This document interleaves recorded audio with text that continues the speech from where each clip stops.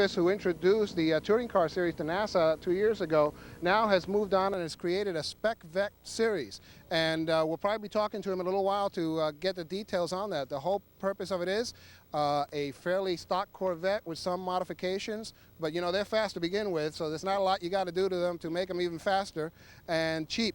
He's talking $14,000 to $18,000 for a turnkey vehicle. Well, you know how to make those Corvettes faster, don't you? All you got to do is put a brick on the driver's foot, and they just go with those 427s or whatever they're running now. By the way, what do they run in the spec class for motor? Do you know? They're running a 350 stock engine. Right now, we're trying to decide whether we need to modify the fuel injection or throw away the fuel injection and just run a 4-barrel. Well, we will go talk to Doug Davis about that. Certainly, he's going to be the expert in the series on that. You know, we've covered the Pro RX-7s for several years now here, and certainly one of the best race groups in all of Northern and Central California. You know that I wasn't a huge fan of road racing before we got into this. The Pro RX-7s really changed my mind completely, and watching Barry Hartzell and Donnie Edwards and Mark Kerberg, it's been absolutely door handle to door handle racing. I don't want to leave them out of this mix. What's going on with them this year? Okay, well, what's happening at Pro 7 is a rehash of the old Pro Sedan battle between Kurt Wiseman and Dave Brown now, because Donnie Edwards is doing touring car, and so has Mark Kerber gone to the touring car series, and now we have Barry Hartzell running the driving school. So Barry has retired from active racing. So we've had tremendous changes, and yesterday the battle between Wiseman and Brown was like always, except they weren't knocking each other off the track this time.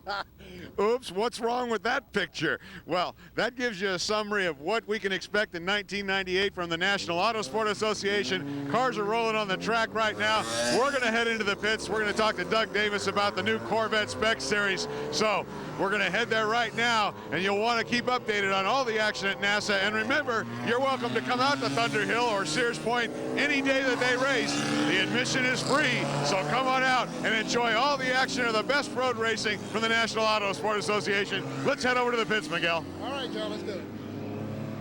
So here in 1998, the National Auto Sport Association has done it once again. They've come up with another new series, always innovative. They've come up with a Corvette Spec Series right now, and with me is the director of that series, or the founder of that series, Doug Davis. Doug, what made you come upon this this discovery here, and what was the impetus behind it?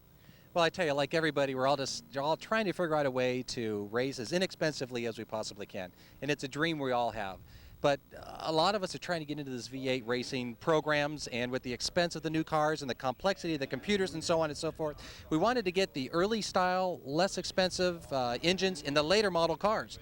So this car in the Spec Vette series doesn't have a carburetor, or it doesn't have fuel injection, excuse me, it's got a carburetor. You open the hood, it's easy to work on. In a late model car with this great brakes, great handling, it's exciting as heck. So we made it simple. The cars go for about $14,500, and as any other NASA class we've got, it's probably the most inexpensive, high-performance racing imaginable of any other series I've ever seen across the country. And we've just tested it out today, made sure none of the nuts and bolts fell off, all that kind of stuff. And we were really impressed with the times. These cars are also going to be able to run on a racing slick, a 13-inch Trans Am style series slick. The speeds are going to be enormous. The engine's fairly stock, headers, no emission systems, things like that, and off you go. We're hoping these things run at least 12 races for the year with a 6,000 RPM chip. At the end of the year, you swap out motors. They're about $2,500, and you go for the next year. Holy mackerel, $2,500 is what you can spend on a claimer motor over in the IMCA or NASCAR Grand American class. You know, as a guy growing up, loving Corvettes and Chevys, I'm used to hearing the word 427 in association with a Corvette. Now, you just told me they're 350s. What went into that? Well, you need to stop at the end of the straightaway. So the reason we don't all run big blocks is because brakes are so important in road racing, as important as the engines in a lot of cases. So you not only got to get to the corner, you got to brake and then get through it. So with the gear ratio options we have, the tire, and the great brakes we're able to use, we actually have an IndyCar compound brake material today that we got from the Long Beach event a weekend ago down in LA.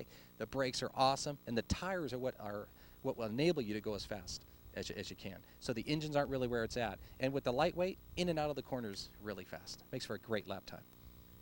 What brought you to the Corvette, though? I mean, I've known you for a while now. You've been racing all sorts of different cars. Why a Corvette? Well, you might remember me from up at Altamont running the circle track when my wife and I would work 4 nights a week till midnight working on my tour car motor. I loved it. It was too much. It's hard. I really admire those guys who can do that. I had to finally admit when I got into my 30s that I don't think I can do it anymore. So that's why we're trying to do create what we call a white collar racing program, which is you put the engine in at the beginning of the year. I don't want the valve covers coming off all year, but allowing them to run on the racing tires is what's going to keep the speeds really, really high. Keep the hoods down, put the tires on, off we go. Now the tires won't last quite as long as some of these DOT tires, but that's you know, you got good and bad on everything you do. But once you get used to the slick and the traction and the grip they have, it's hard to go back.